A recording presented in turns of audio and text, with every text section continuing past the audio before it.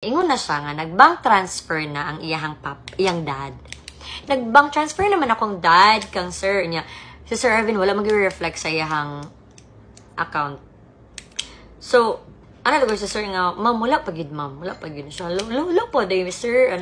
Sige na, make update. Kay dili gid na mo ipa-operate ang venue. Kay dili gid may masugot. Kay habi pa lang, paghuman pa lang, then mo lakaw na din siya. So, dili pwede. So, mo din to guys nga, nag-ingon na siya. Sige siya, ganyan. Every hour, mugid na iyang iingon. Sir, na late po sir, kana na traffic pagid, like, na-traffic pagid ang assistant sa amo ang, sa ako ang dad, kay, kung na-traffic magud kayo sa Davao, uy, and then, medyo, ang bangko magud, like,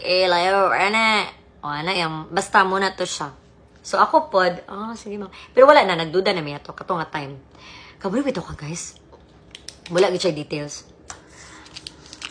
Wala siya sandal. Ano siya yung gigamit, guys, sa photoshoot? Sa gown? Chinilas. Nag-chinilas siya, guys. Wala pa yun. Nag-prep shoot na mi. Prep shoot na. Lami na kayo mong prep shoot. Gisuong pakwatong kuan, guys. Kurimaw. Gisuong pagid ko atong effort ba? Ako nga pagka-coordinator, guys, sa tinuod lang. Gisuong pagid ko atong manikin. Kay, gaan ang manikin o kasubo ba? Unya ako pag gakasubo ng manikin, ma'am, kaya ka nang gaka-feel niya, gaka-stress na kayo. Stress lalagi daw kayo siya. And then, kato, gisuong ko, picture, na. And then, grabe pa kayo ka effort. Kurimaw.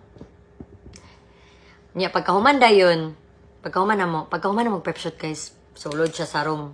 Ilaka din siya. Yang gihag ang boy. Pero walay tulo sa luha, guys. Walay tulo sa luha.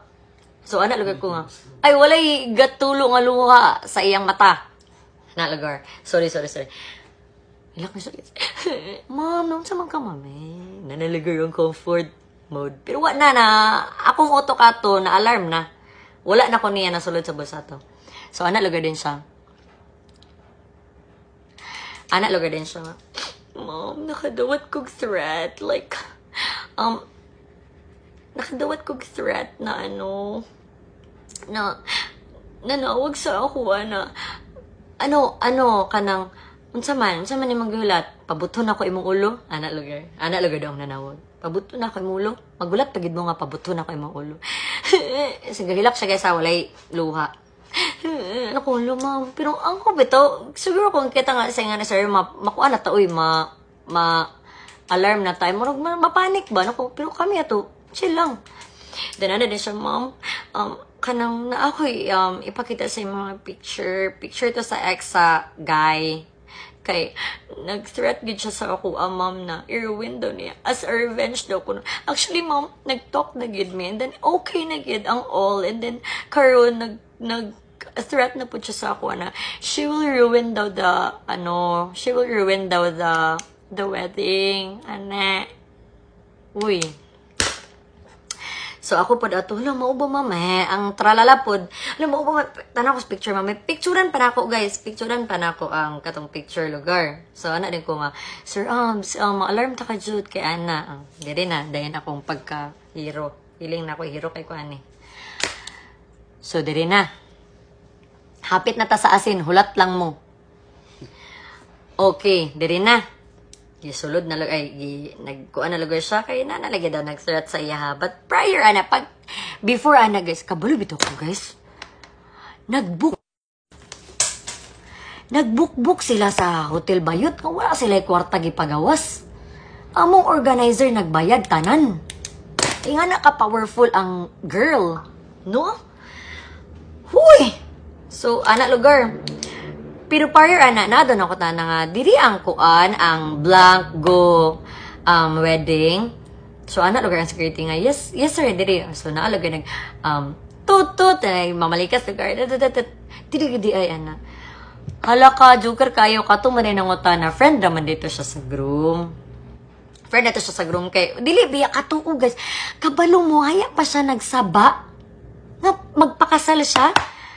Pila na lang kada or katong Sunday, kaslon din sila.